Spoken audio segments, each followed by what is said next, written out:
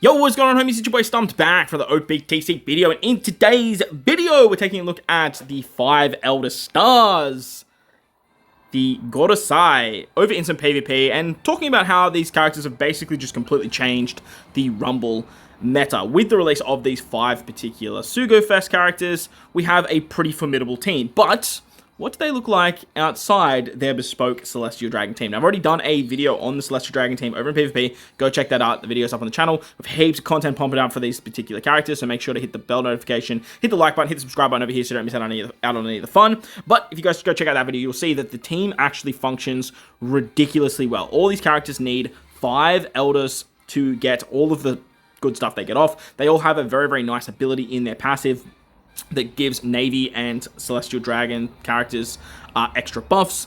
Their specials do extra stuff for Navy and Celestial Dragons, and the World Government as well. And it just the team functions really, really nicely. Is it the best team in the game? In my opinion, no. It's not even close to the best team in the game. However, it is still a very, very good team. The downside to it, obviously, is running 5 legends. The upside, though, it has access to 2 of the best PvP characters in the game. You have the PvP legend Pikqchu, and then you also have the PvP legend S-Snake that you can throw into this team because they are a 20 cost character, and you have access to one of them on this particular team. But today, we're going to take a look at them outside of their bespoke team and rank them from the worst to the best in PvP for the Elder Star units. So if you enjoyed the video, bell like button, like I said, hit the subscribe button, do all that good stuff.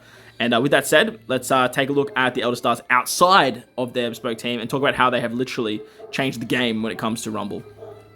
Before we dive in with the Elder Stars, I do want to give a huge shout out to Blackbeard, the commander of the nerf revolution, I'm going to call it. This particular character was the start of something crazy in Rumble. As you can see, he does no buffs to characters. He literally just nerfs units. And this ability to nerf the enemy team has become stronger than actually buffing your team. However, the thing about the Elders, what we'll talk about when we get to their each individual parts, is that they not only debuff, they actually buff your team. And then when you throw stuff like Pikqchu and S-Snake into the mix as well, you can do some absolutely crazy things. But shout out to Blackbeard for starting the nerf revolution. Alright, so we're going to kick it off with the weakest of the Elders. In my opinion, it is Saint Garcia Saturn. Now, Garcia Saturn did get a buff to his PvP kit. Initially, you needed 6 strikers on the team to get all of the good stuff that Saturn can do. But even with the 6 strikers, all the good stuff Saturn can do, it's not exactly there. But what they did do is they buffed him to 5 strikers or 5 Elder Stars, which obviously means that he can work on the Elder Star team. And that way, you don't have any wonkiness about it. But it does make the striker team work and function a little bit more fluently. The downside is that the striker team doesn't have much synergy with 2 of the big characters on the Celestial Dragons or the Driven-based team, that is Pikqchu and S-Snake. And Pikqchu and S-Snake honestly make just teams function so powerfully. It's ridiculous how well they actually work. Okay, this might be bad. We just got, like, did we just get smashed with a bunch of haste? We might actually lose this. The Pikqchu and S-Snake debuffing on top of what the Elders are doing with debuffing is just absolutely nuts. But Strikers, look, they are still a team. They still can get stuff done within the PvP meta. And with characters like Robin and Croc nerfing characters like Free Spirits and stuff like that, you can do some pretty nice stuff. The downside as well to Strikers is that you need to realistically run Roger Leguan and Lilith and Vega Force for Strikers to be anything at a top team. You also kind of really want to bring the Rocks Pirates here too. They're actually very ridiculously strong as well. But once you start throwing all these characters into the mix, you don't have too much room for, like I said, those other characters like S-Snake and Pikqchu. You could probably make it work. The thing is, the Roger League 1, you need 6 in characters. With Lilith and the Vega Force, you need 6 Egghead characters. So finding spots for all these characters can be a little bit problematic and can be a little bit challenging. The upside to Saturn, though, is he does have both those tags. He's Egghead, he's Int, he's Striker, so you can get coverage there. But like I said, you can't really fit other Celestial Dragon characters onto his team, over here with Strikers, that is. And obviously that just lets him down like so much. On top of that, he's not really providing that much for that Elder team. He does hit a lot harder on that team because you obviously know you have so many more nerfs when it comes to that Celestial Dragon team compared to the Striker team. The Striker team just really lacks in nerfing the enemy team and slowing them down, reducing their defense, all that kind of stuff. So unfortunately, poor old Saturn, he does take the L when it comes to the Elder Stars. And like I said, I do think he's by far the weakest of the 5. So shout out to Saturn for being the first character to release, but being the weakest of the 5. So if you guys enjoy Saturn, if you guys have anything else to say, let me know in the comment section below. I think just he's like the biggest thing about him is that they gave him that buff that he has now only needs 5 strikers, or obviously the Celestial Dragons, but having 5 strikers, it makes the team way more fluent, because realistically you could just fill your entire bench with just in characters like S-Hawk and stuff like that. So it does work out quite nicely. Coming in at 4th place, and a huge gap between Saturn and this particular guy, is Saint Nuzujuro, I can't even say it, Nuzujuro, Ethan the horse guy. Basically, basically the horse guy, Ethan, he's a demon. He is all the damage on the Celestial Dragon team, but when you take him outside the Celestial Dragon team, he's realistically only going to be found over on the Psy team, or on the like a slasher-based comp. Now, slashers are pretty much dead at the moment. Like, there's no real competent team for slashers within the meta. Just with all the nerfs and stuff like that, if they get slowed down, they lower all their defense, they can just get binked with normal attacks, and they are in for a pretty rough time. Even that super speedy team, like Odin, Cracker, Whitebeard, and Roger, like, it's just so outdated now that, unfortunately, if you are looking for a slasher team for Ethan, Psy is pretty much the main place to go. Using characters like Luffy Zorosanji, using characters like Nami. The new Jinbei is absolutely fantastic for this particular team too. And as long as you have 5 slasher team characters on the team, then Ethan is going to do some wonderful, wonderful things. He is such a hard hitter. Like, he hits so ridiculously hard that it is not even funny. He does a HP cut, then he does fixed damage, and then if you have the 5 slashes, he does more fixed damage, and then he does a 1.3 times his attack that bypasses defense. When you start putting this all together with characters like S-Hawk, with characters like Mihawk, and all these characters that are literally just bypassing defense, if you're going fast enough or slowing the enemy team down, you can literally just do something like this and just completely board wipe within the first 50 seconds. Psy is going to be his best team, and like with the release of the new Jinbei, who I do think will just be like a perfect like slide in for this particular comp. Like, look how much damage this is. Like, just see you later. Like, just 2 characters are literally dying all of the time. But Jinbei is just like a perfect slide-in for this particular team. Weevil can probably be pivoted out, S-Hawk on the bench, or you can even remove Frankie, to be honest, because Jinbei is a Straw Hat to satisfy the Nami condition. As you can see, like, you can do damage with this size sort of slasher build. However, what Ethan the Horse Guy does have that Saturn does not is that you can build out some pretty wonky stuff over here with S-Snake. Now, S-Snake needs... what is it? She needs 6 driven or fighter characters on the team to get all of her buffs. And when you throw characters like Garp into the mix, Cross-Guild into the mix, Kainu, who is also a fighter, and then the Fuji and Green Bull, and then toppled up with Ethan, you can satisfy the 6 driven fighter condition whilst also still having a predominant Psy-ish based build and still get the 5 slashes with stuff like Kizaru. I just threw Luffy on the bench there because you do need a Luffy for Garp, or you need something like Kobe. But as you can see, like, the amount of cooldowns you have with Kizaru, and then having that ability to get the 10% cooldown for Garp and Nuzujuro, if Kizaru goes like this, and then you just have him die, and then he goes off again, and then you just bring a Kainu into the mix, who's also buffing Psy characters. We also have the 4 Navy characters on the team for, what's his name? For Kainu as well, being Kizaru, Garp, Kainu, and Fuji and Green Bull as well. Like, you can do some pretty gnarly things. Now, I decided to go up against this particular Slasher team because I wanted to showcase, like Slash, like I said, Slashers up, in my opinion, they're pretty much dead in the meta, but at the same time, they still can move ridiculously fast, and they can still hit ridiculously hard. But the thing about Ethan is he's buffing himself so drastically that if you are sort of funneling a lot of your stocks into him, he is going to basically just carry the team for you when it comes to damage output. You combine this with something like Garp and Garp's death shots. Like I said, if you're doing some stuff with the Psy team, like you guys saw over there, you throw Garp in on that team over Mihawk, and then you bring like Frankie over, no, sorry, Jinbei over Frankie, bring Jinbei into the front lines, and you're just running like a full Psy, Straw Hattie kind of setup. Then you have a Kainu, because then you can satisfy the Navy conditions with your bench. You can do some pretty crazy things, but unfortunately I don't have Jinbei, so it's a bit hard to showcase that. But I wanted to show that, like, the reason I have like such a huge gap between Ethan and Saturn is because you can get access to characters like S-Snake on the team, who is just providing so much good stuff with nerfing. And even when you lose characters, like, you're just not in a bad spot, because like Garp could have just had his death proc, and you could just, again, board wipe that way. But again, not the most complete team, and as a character, he's very selfish. He satisfies himself and not really the team. The next 2 are so close together that honestly you could probably split them with a pin hair. But for myself, coming in at number 3rd, I have Saint Peter, the Worm Guy. Now, on paper, Peter is probably the 2nd best of the Elder Stars. However, one of the big things that lets him down is his primary team. Just like Ethan going on that Slasher team or moving on to that Psy team, Peter's main team is the, what's it called? Is the Dex team. I don't know why I lost my words there. Now, Saturn over on the in team does struggle, obviously, a little bit, but, like, Int's just still ridiculously strong, and you could probably find a place for Saturn over there and make it work. But when it comes to Dex in regular Rumble, they do struggle just a little bit. Quick at the moment is just flying, so being their natural counterpart to Quick does help them a little bit, and you can bring characters like Kizaru, Dalton, those types of units to just make things a little bit smoother. And the Dex team, by all means, is not that bad. It's just, it is quite bulky, it is quite tanky, it does take a very long time to get going, and a lot of characters are sort of outdated nowadays. Like Pel's level limit break is still fantastic, but still outdated character. Ace at this point is almost 2 years old. Verse Kaido is definitely falling off as well, and Halloween Uta, having her in the front lines for her super special at 150, if you don't have her at 150, like, she's just not nearly as good as what you'd want to be there. Now, if you don't want to run a primary Dex team, you can obviously use Big Mom and Katakuri. That's another really good character that you can throw into the mix. Or if you really wanted to here, you could throw on Pika and then build out more of a driven-centric setup. But for this, for Peter to work, he does want 5 powerhouse characters. And as you can see here, Gart works exceptionally well on the bench there, being a powerhouse unit for Ace as well. And then you have Kaido, you have Pel, you have Peter, and then I just have Dalton on the bench there as my 5th powerhouse unit.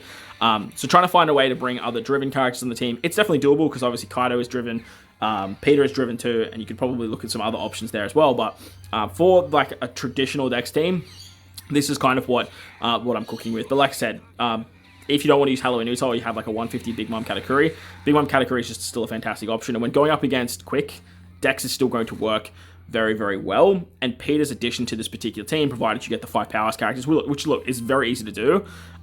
His nerfing capabilities and his forced out, his action one, all that fun stuff brings a lot to the team.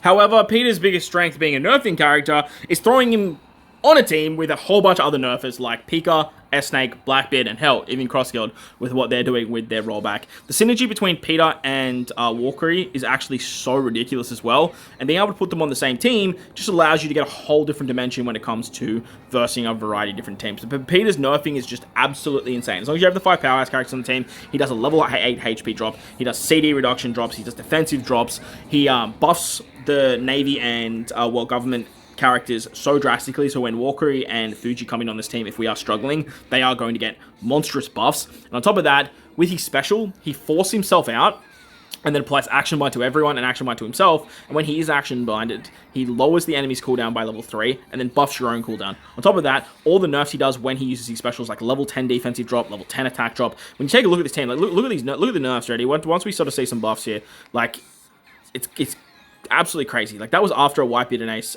special, so everything got removed, which is a little bit annoying.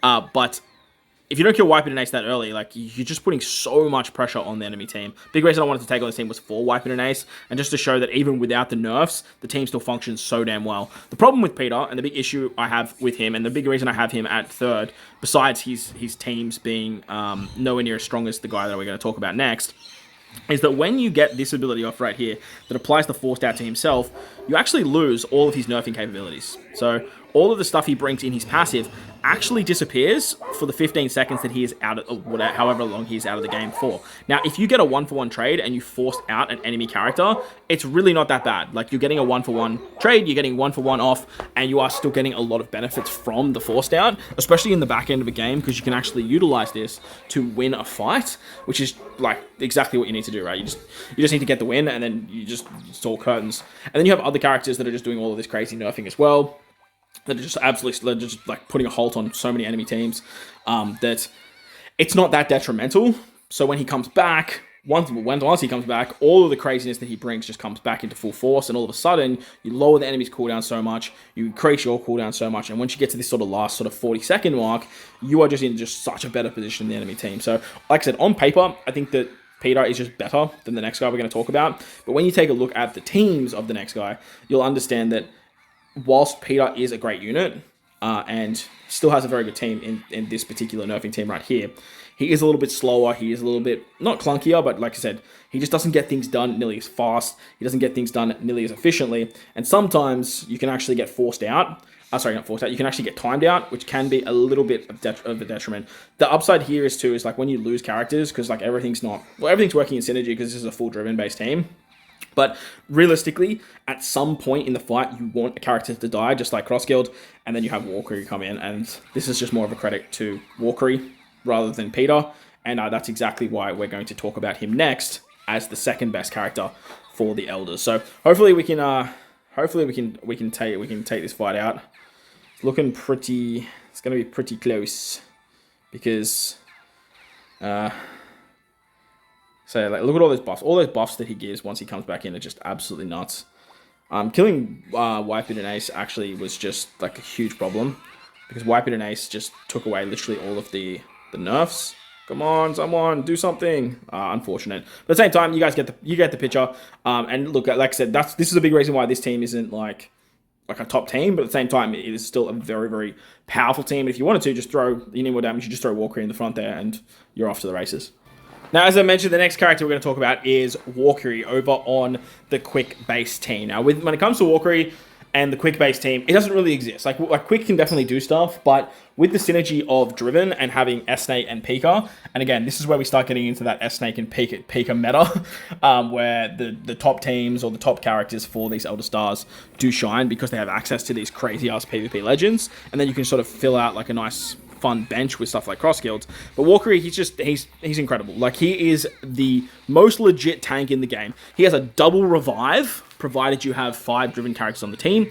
He can apply a whole bunch of buffs to himself that allow him to avoid HP cuts, damage through defense, fixed damage. He does 1.2 times his attack and damage that bypasses defense. So he's literally just a walking tank that can just hit things so ridiculously hard. The one downside that he does have, though, is that when he uses his special, he gives himself -5 cooldown reduction. So the way they balance him out basically is that you can't keep spamming his special, because for 20 seconds when you were just avoiding all those different damage-based abilities, it does get kind of nutty. But when you get below 50% HP, he's going to then give himself level 5 cooldown. So you can kind of counteract that when he does take quite a bit of damage. But Quick are just in such a good position right now, building out the team with like 5 powerhouse characters, getting the 5 driven characters, having 6 driven for fighters for S-Snake and Pika. Like, you can just do absolutely nutty things like that. Like, once you come in and you hit characters with Luffy, hell, Boa is a really good option on this particular team. Walkery in the front can work, but the biggest drawback for Walkery that I find is that he just flourishes so much better as a bench-based character, and that's the one big downside that I have for him. He's fantastic in PvP. He's a terrific character, but he really can't find a home on the front lines. When he does, it's great, but at the same time, he has that sort of same issue that Peter has, where things go a little bit slow, things can get timed out. Obviously, like, he needs to get below 50% HP or even just die. So then that way he revives with his 50% HP, so he gets that cooldown back. And ideally, you want to see his special a little bit more frequently, but like I said, they had to balance him somehow. Otherwise, you were just going to be spamming Walkery specials and literally just killing everything that you can. But him alongside Luffy, the damage output's always there. And hell, if you have Boa on the team too, she's providing a lot of damage. A lot of people like to run this particular lineup, but run Walkery on the bench, and that is probably the best team in the game right now. Or you can do what I like to do and actually run Boa. Now, I have seen a lot of people floating around with a 150 Boa, a 150 Luffy, and then you throw on these crazy nerfing characters like Pika, S-Snake, and Blackbeard, who are doing so much defense reduction. Like, if we quickly look here in the Rumble abilities, -6, -5, -7. Like, what? Like, how is any team meant to combat that? Like, they're already starting at -6 defense. Like, our normal attacks are doing 3,000 damage with this particular team. Now, obviously, there is a trade-off for us. We are losing out on a lot of stats ourselves. But like I said, we're in a nerf meta right now where nerfing the enemy teams does seem to be more valuable than actually buffing your own, which is just absolutely crazy. Having Walkery on the bench just provides you so much insurance as well, because like I said, you are trading off those buffs for nerfs. But if you have Luffy go this fast into the game, and then you have Boa to back him up, like, look, that literally everyone's dead. And then, like, Action Bind, like, from S-Snake, Confusion from S-Snake, stops characters like Garp, stops characters like the Sulongs, stops characters like Whitebeard and Ace, and literally at this particular point, the enemy cannot do anything. Like, they're literally completely stuck. Like, you just shut them down so damn fast, and once Boa goes here, we're literally just going to kill everyone. Not only did we lower their defense so much, we literally just absolutely devoured them. Like, it's just curtains. So, in my opinion, like, this way of running it is just, it's way more smooth, it's way more fluent. And whilst it's not a discredit to Walkery for how good he is, it's more of the sense that, okay, well, he can't really crack into his best team, so therefore, is he really that great? And that's why I said, when we started speaking about Peter, that if you wanted to put Peter above Walkery and say that Peter on paper is just a better character, go for gold. I would not hold that against you. However, when you look at, say, this particular team, which is the bespoke sort of quick team, compared to like the bespoke Dex team, and if you want, even if you wanted to change that up, right, and just throw on, say, Blackbeard on that team, just get a little bit more nerfing off, you're still going to not see the damage and the potential that this particular team has right here. But moving into the number 1 Elder over in PvP, it's got to go to Marcus Mars, man. Like, it just has to. This guy is such a goddamn demon on his teams. And the thing about him is he really doesn't have access to both Pika and S-Snake. What he does have access to, besides Pika, is the Legend S-Snake that works great on fighter and shooter-based teams. Now, Marcus is a shooter-based character, and shooters for a very long time were just such a demonic force over in Rumble. And the addition of the bird, Marcus, he just provides so much more dimensions to what they're actually doing. So starting off with the strength-based team, Marcus just needs 5 shooters on the team to make it work. And the best strength team going around before the release of Marcus was actually the hybrid Pika and hybrid Pika fighter shooter based build with S-Snake running 8 shooters or fighter characters, getting the 6 fighters and / driven characters for Pika, and then having obviously the entire team built out for S-Snake. So S-Snake's doing a whole bunch of nerfing there. You have Kuma coming in, doing some crazy forced out stuff, doing a lot of damage there. You have Luffy to back him up with all his damage potential. And the thing about Marcus now is when Marcus dies, he gives 100% cooldown to 1 attacking style enemy and a 100% chance to haste. So basically when he dies, and if you have Luffy and Kuma in your lineups, Marcus's insurance of dying is just so damn valuable because he just gives literally a full special charge to your 2 hardest hitting characters. When you have Uta in the front there, you're getting a lot of cooldown reduction from Uta. You can run Pika in the front as well if you want to get a little bit more nerfing. But the thing about this particular team is that your damage dealers are bypassing defense. And Pika, whilst he's great in terms of lowering defense, his big upside to this particular team, if you're taking that out of the equation, is the ability for him to just give a shield and sort of just keep characters alive for a little bit longer. Because the trade-off here is, like, we have some pretty good defense numbers now, because Marcus obviously provides a lot of defense. But early on, we do lack that a little bit, and we can sort of be caught very, very quickly and very, very fast. Uta's a great defensive-based character too, so realistically, like, you're not exactly in the worst position defensively, but at the same time, like, Pika just provides so much more when he's in the front. The downside with that is that you're trading out Marcus for Kuma on this particular team, and then you're losing so much damage when it comes to that. So realistically, I do find having something like S-Snake in the front to slow characters down, Uta to give cooldowns, Luffy to do damage, but then have another backup damage dealer there, being Kuma instead of something like Pika, because like I said, you are bypassing defense. So strength, they've always been formidable, but now they've just gotten even stronger, and I do think they're probably like the 3rd best team, right behind shooters, but even still, like, shooters are strength and strength is shooters, you know, like, so they kind of have a lot of overlap there, and even without the help of Pika and S-Snake, the PvP Legend S-Snake I'm talking here, you can still do some absolutely crazy things with the strength-based lineup, provided you have those 5 shooter characters. But Marcus's main strength is that he is another nerfing-based character. He's not as good as a nerfer as Peter. However, he does lower cooldown reduction, he does lower defense, and what he does for world government characters is he increases their CT speed by level 3. Now, when you start putting this together on a shooter team, you have one very, very big hitter over here that by the name of Lulu. Luffy and Lucci goes absolutely crazy when it comes to damage output over on the shooter team. And when you start combining characters like S-Snake, the anniversary exclusive, Suru, who's also obviously a Navy character, so getting very nice buffs from Marcus as well. You start hybriding them up with characters like Usopp Lilith, who are doing just crazy nerfing themselves, lowering defense, rolling back specials, applying action bind, all that crazy stuff.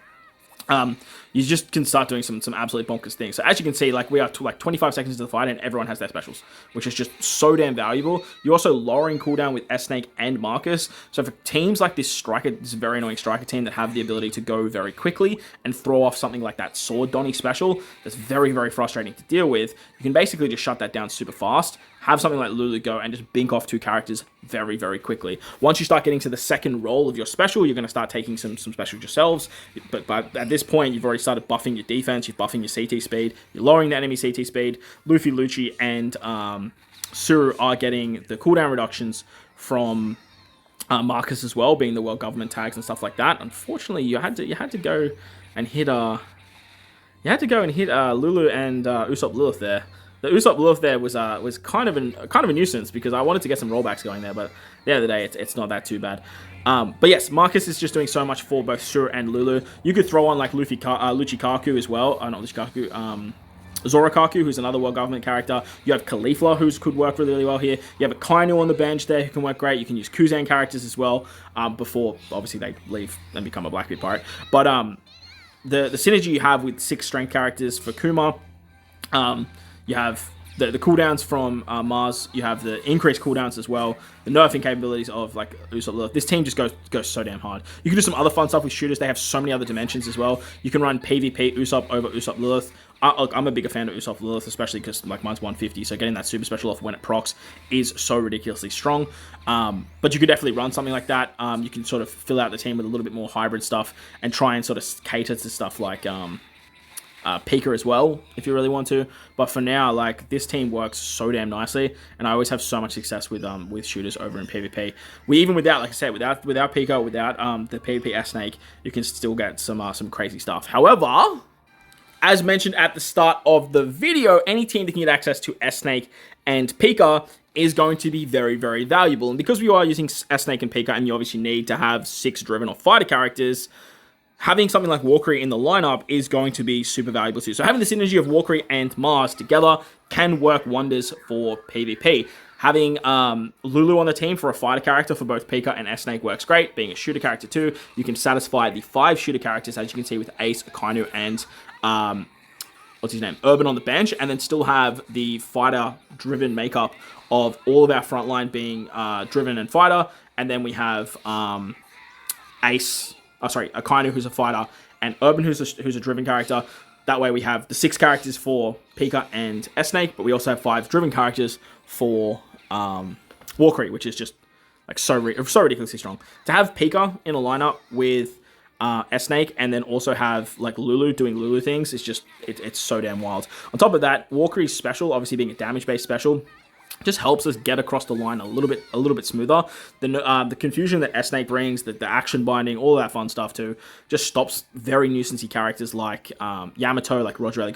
Hell, it's even going to stop Saba right here from getting haste off and all that fun stuff. And then if Walkery goes, the damage is nice, but the real upside to him is he provides a shield for our 3 world government characters on the left there, and he also just avoids a whole bunch of damage. So when you have characters like Roger Raleigh who do have a tendency to go and do that absolutely disgusting damage through defense shot, as long as Walkery has this nullify fixed damage up, he's basically just going to avoid that. So like right here, no damage. Thank you very much. Cool. Thanks Roger Raleigh. You just did absolutely nothing. So unfortunately, Roger Raleigh obviously is a huge nuisance, and so is characters like S-Hawk and Yamato. But at the same time, being able to sort of tank that and then having that character in the front there just to sort of eat shots like Walkery can do just works so damn nicely. So this is going to be interesting. Roger Raleigh will obviously not hit Walkery, but it's going to kill everyone else. Yamato is going to kill Walkery, isn't he?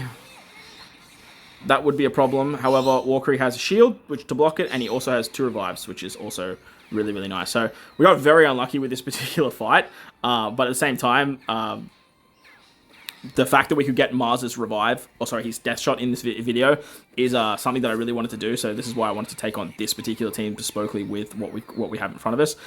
Because when Mars dies, he has that ability to give the 100% cooldown and the 100% haste to one attacking base enemy. But if all the attacking base enemies die at the same time, you're not getting it to anything. But the upside to having Walkery in the lineup, he's not an attacking-based character, he's a defensive-based character, but he still gets the 20% cooldown, which is great because he obviously nerfs himself, and then he can sort of come in and blow bits away. So Walkery, honestly, is like a huge sleeper in Rumble. However, the impact that Mars has over on like the strength team and the shooter team put him at number 1 for me. But let me know your order in the comment section below. Right now, like I said, Saturn is definitely the worst of the batch. Ethan's coming in at number 4th, but he has a lot of potential. Like, he has a lot of room to grow, and I feel like if we can sort of build out that side team or sort of tweak that slasher driven-y team a little bit more, I do see Ethan's stocks rising. coming in at number 3rd, and definitely the one that has the most potential, is Peter. If that Dex team just gets a little bit more buffs, or we can find a way to sort of fit on another character on that sort of nerfing based team, maybe even bring Walkery in the front or something like that, Peter can definitely do some absolutely wonderful things. Second place goes to Walkery, definitely the sleeper of the PvP batch, but I feel like he's probably the one that will drop down the fastest, and then wrapping it up with Mars just being an absolute demon. But like I said, let me know in the comment section below what your list is. While you're down there, hit the like button, hit the subscribe button, do all that good stuff. Most importantly, wherever you guys are in this beautiful world, please remember to enjoy the rest of your day. As always, homies, thank you for watching, and I will catch you all in the next one.